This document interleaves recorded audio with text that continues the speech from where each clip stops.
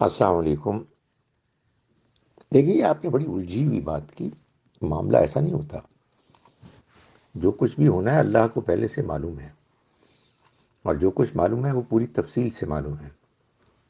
جس میں یہ بات بھی شامل ہے کہ اگر کوئی شخص اپنے ملک میں رہتے ہوئے کم کما رہا ہے، اس کا رزق کم ہے، تو اس کی کیا وجوہات ہیں؟ اس کی وجہ یہ بھی ہو سکتی ہے کہ اس شخص نے محنت نہیں کی، صحیح کاروبار نہیں کیا، اس کو صحیح طرح سے تلاش نہیں کیا، ملازمت کو صحیح طرح سے تلاش نہیں کیا، یا اس کا رویہ ٹھیک نہیں تھا،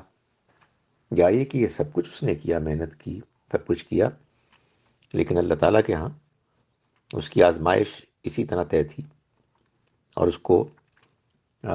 جتنا ملا اتنا ہی ملنا تھا۔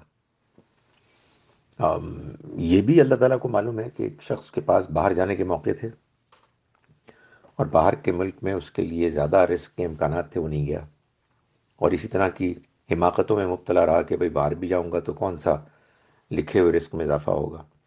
یہ میرا اور آپ کا کام ہی نہیں ہے کہ ہم اس طرح کی چیزوں کے بارے میں اندازہ کریں کہ اللہ نے ہمارے لیے کیا لکھا ہوگا۔ اللہ نے جو کچھ آپ نے کرنا ہے وہی لکھا ہوا ہے، لیکن ساتھ یہ بھی لکھا ہوا ہے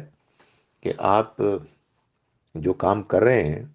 اگر اس میں کامیابی ہو رہی ہے تو آپ اس لیے کامیاب ہو رہے ہیں کہ آپ اس کے لیے پلاننگ کر رہے ہیں، محنت کر رہے ہیں، مشورہ کر رہے ہیں، اور آپ کو اگر نہیں مل رہا تو اللہ تعالیٰ کے یہاں یہ بھی لکھا ہوگا کہ اس لیے نہیں مل رہا کہ جو مواقع آپ کو میسر تھے ملک کے اندر یا ملک کے باہر، آپ نے ان کو اویل نہیں کیا، اور اس طرح کی باتوں میں مبتلا رہے کہ جی نہیں بھی جائیں گے تو کیا ہوگا، چلے بھی جائیں گے تو کیا ہوگا۔ تو اس طرح کی سوچ میں آپ کو اپنے آپ کو رکھنے کی ضرورت نہیں ہے۔ آپ کو جو فیصلہ صحیح لگتا ہے وہ فیصلہ کریں، اور اللہ پر بھروسہ کریں، اللہ سے دعا کریں۔